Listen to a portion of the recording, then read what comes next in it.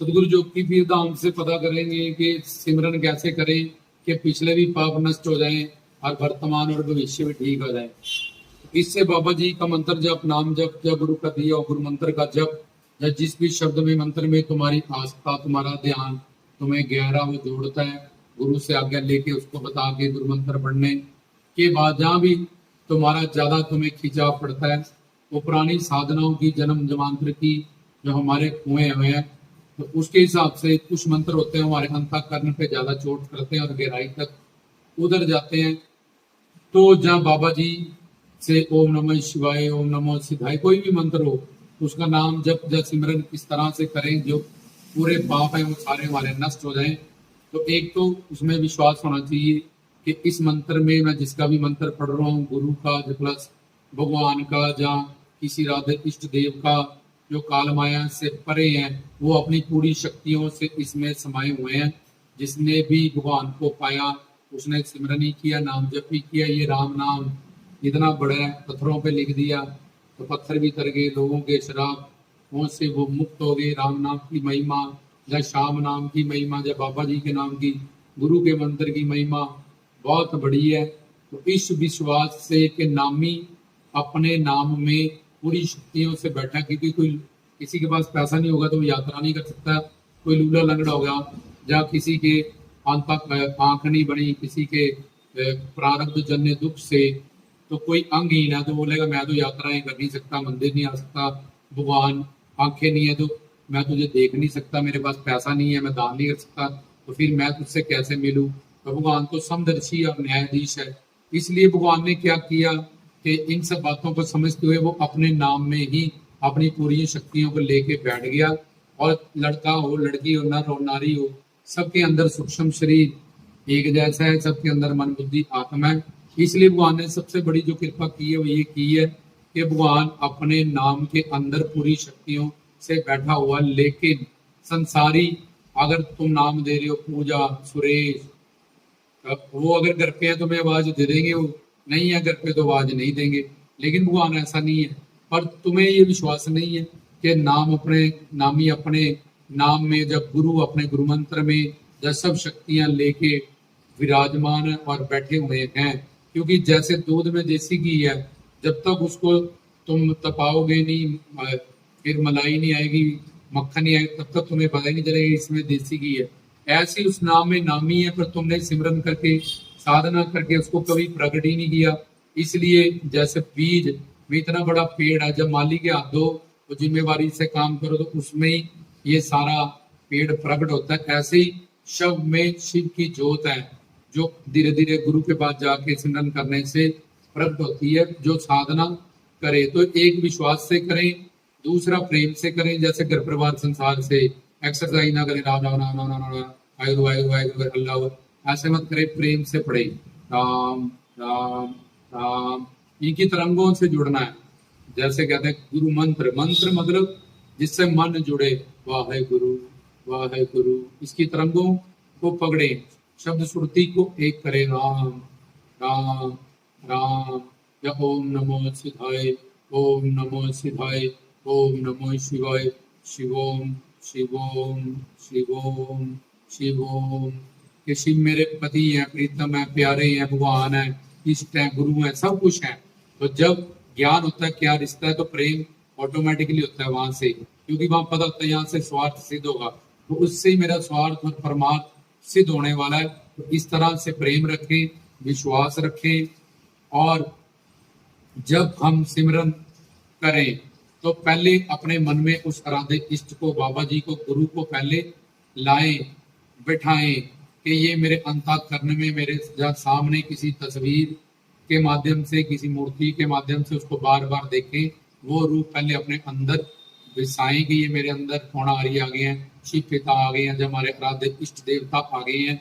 अब मैं उनके सरनीत में, उनके चरणों में, उनसे आशीर्वाद प्राप्त करके अपना सिमरन शुरू करने लगी हूँ। ये नहीं कि मन कहीं भागा कर बैठ गए कमरे में, राम राम राम, वो तो भाग्या हुआ है, तुम्हारा मन तैयार ही नहीं है, बंजर भूमि में तुम बीज डाल रहे हो। तो पहले बैठो, मन को एकाग्र करो, उनका रूप ध्यान करो, रूप लाओ। पहले संसार में जैसे तुमने किसी से बात करनी है, पहले उसका रूप तुम्हारे अंदर आता है, फिर तुम उससे बात करते हो, ऐसे ही जब सिमरन करने लगो, एकांत सिमरन, तो पहले बैठो और ओम इस तरह से जब अपना ही जो तुम्हारा गुरु मंत्र है उसका जप करने से पहले भाव बनाओ कि ये मेरे अंतःकरण में, या इस तस्वीर में, फोटो में बार बार उसको आंखें खोलो, बंद करो, फिर अंदर बनाओ, नहीं छपी फिर आंखें खोल के देखो, फिर बंद करो और फिर स्मरण शुरू करो, ताकि जुबान बोले, कान सुने और मन जुड़े। चाहे तुम प्राणों से करो, चाहे तुम बोल के करो, शब्द से करो, दोनों में मन का ध्यान जरूरी है। चौथी चीज, मन बार बार इधर उधर भटकेगा और जाएगा, उसको ये मत सोचो कि मन जुड़ जाए और फिर उसके बाद मैं भक्ति करूंगी। मन को जोड़ना ही सिमरन है, इसी का अभ्यास करना है। तुमने मन को जहाँ जुड़ रहा है वो वहां से हटाना है और मंत्र में, गुरु में, राधे इष्ट में, बाबा जी में तुमने जोड़ना है। और जहाँ पे मन जाके जुड़ रहा है वहां विराग कर रखना है कि यहाँ पे जुड़ने से कोई काम होने वाला नहीं है, कोई पाप नहीं नष्ट होंगे, कोई फायदा होने वाला नहीं है, शारीरिक भी कोई फायदा नहीं होगा, क्योंकि मैं तो यहाँ बैठी हूँ, मन जा रहा है किसी से पैसे लेने हैं तो इसको कोई फायदा तो है नहीं, वो मैं जाऊंगा तभी मिलना है। इसलिए इन सब बातों की समझ लेते हुए, जैसे कि चीनी के पहाड़ पे चींटी को चढ़ा दो, मुंह में नमक डाल दो, वो बंद कर दो, मुंह घूम के आ जाएगी, उसको चीनी का स्वाद नहीं आएगा। ऐसे ही घर परिवार संसार के, जब मैं रसोई में होती हूँ तो मैं वॉशरूम की बात नहीं करती, मैं वॉशरूम में होती हूँ तो मैं रसोई की, ऐसे ही जितनी देर तक मैं सिमरन में हूँ, एक मेरा सिमरन, एक मैं, और जिसका सिमरन करना है वो शब्द, साध्य, साधना, साधक, मेरी साध्य कि मेरे साध्य ये हैं, भोलेनाथ, बाबा बालकनाथ जी, गुरु नानक देव जी, अल्लाह, वाहेगुरु, ईश्वर, जो भी है मेरे साध्य हैं और मैं उनका साधक हूँ। अब मैंने साधना करनी है, तो इन तीन चीजों के अंदर ही रहे, ना कि रजतम सत गुण के संसार में मन जाएगा, मन भागेगा, क्योंकि मन को किसी का एक्सपीरियंस है, मन मनोरंजन में जुड़ा हुआ है अनंत जन्मों से। पर सिमरन का मतलब है मन अभ्यास करना, यहाँ से मन को हटाना। अब मन को तो सिर्फ चलना है, तुम बोलोगे सिर्फ हटाया, वो फिर चला जाएगा वहीं पे, फिर हटाया, यहाँ से हटाना, वहां पे लगाना, और जब यहाँ से हटाओगे तो हट आएगा। जैसे कि बैल के ऊपर तुमने वो रख दिया गड्ढा, तो उड़ा उड़ा के मारेगा, पर तब उसकी ट्रेनिंग हो जाएगी धीरे धीरे, फिर वो खेत में चलेगा। बंदर इधर उधर एक डाल से दूसरी डाल पे जाता रहता है, लेकिन जब मदारी उसको ट्रेन कर लेता है तो वही बंदर 2 फुट पे बैठ जाता है। ऐसे ही इस मन को वहां से हटाया, हटाया, लगाया, हटाया, हटाया, लगाया, हटाया, हटा, लगा, फिर हटने लगेगा, लगने लगेगा, और जैसे ही मन लगने लगेगा तुम्हें सिमरन में रस, शांति, सुकून और आनंद, ये सब कुछ आने लगेगा। फिर तुम अपने आप ही करोगे, तुम उसके बिना रह नहीं पाओगे। जैसे शराबी शराब बिना, ताकू सिगरेट के बिना नहीं, कामी काम के बिना नहीं रह पाता, ऐसे ही तुम्हारी मन बुद्धि से वो चीजें जुड़ जाएंगी, तुम्हें तंग करेंगी कि आज सिमरन नहीं किया, एकांत सिमरन कल्ले में मैं नहीं बैठा, जब समूह कीर्तन नहीं किया, प्रवचन नहीं सुना, तो समझना कि पहली बार, वो पहला दिन और पहला क्षण है कि जब तुम्हारे जीवन में अब स्टार्ट हुई है भक्ति, अब स्टार्ट हुए है तुम्हारा, जो तुमने नाम दान लिया, जब तुम इस दुनिया में आए थे, ये तुम्हारा पहला कदम है।